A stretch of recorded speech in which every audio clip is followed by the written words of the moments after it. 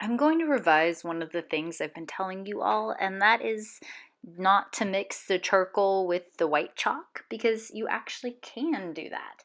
I wouldn't do graphite with the white chalk just because graphite has kind of like a waxy quality to it and it does not mix together like the powder and the charcoal and the white pastel pencil, which is that white pencil you have in your kit. So I wanted to show you if you do have the charcoal pencil and the white one, you can mix the two of them together and it makes a really nice gray. So here's an example of that. It's taking kind of a slice out of a cylinder and shading basically a gradient. Noticed I started with the black charcoal pencil first and then faded to the center, and now I'm going in with the white pastel pencil and I'm doing the same thing, and it's not the same degree of white. It's more intense white at the top and fade as it goes towards the middle. Now the goal is to get the two of those, the white and the black, to kind of blend together. And there's a way to do it where it's kind of a smoother transition, because if you're not smooth, then you'll see the marks on top and it'll look weird. So you can go in there with a paper towel or a blending stump, but then you may need to go back on top. And here you're seeing me just darken that bottom to get more of a contrast between the dark side and that light side.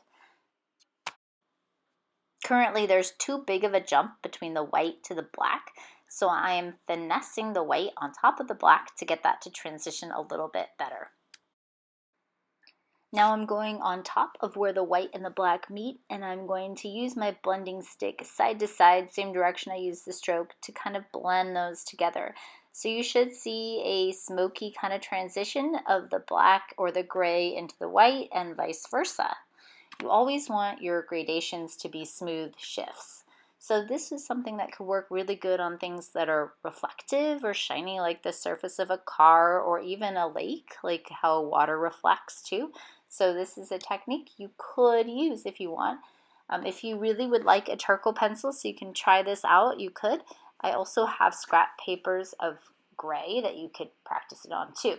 Here's another way to get it to transition even smoother. This is by taking a black pencil and shading the black first. I do think it's good to put the black down first and then put the white pastel on top. Once you have an area that's shaded in, you can then go in and blend it. So really that's nothing fancy. It's just a paper towel wrapped around my finger to get that to blend, and you can see I'm kind of pushing that material around in circles. Please do not use your bare hand or finger to do this because you don't want to introduce oils, because there's oils on our fingers, into the paper. And then you can go on top of that with the white pastel pencil, and you could either further blend or leave it with the marks kind of exposed as long as you're showing me good shading.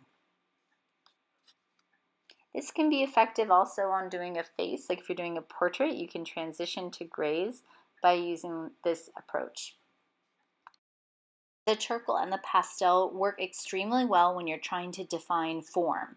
So when we're talking about an object that is a form, which is something that is 3D, you need to think about all those different variations of gray. So you have your bright light, and then it starts to move into midtones or halftones, and then into form shadow and cast shadow as well.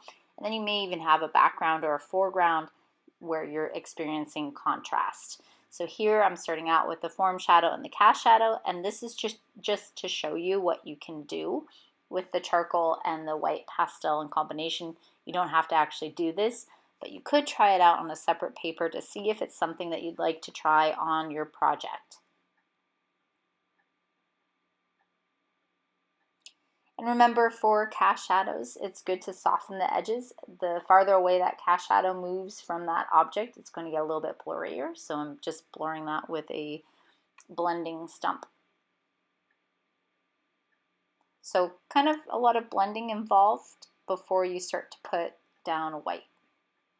And really isolating the dark side of the form and then going into the light side of the form as well. When you're shading a form, it's really important to have in your mind the light pattern and how the form is turning away from the light.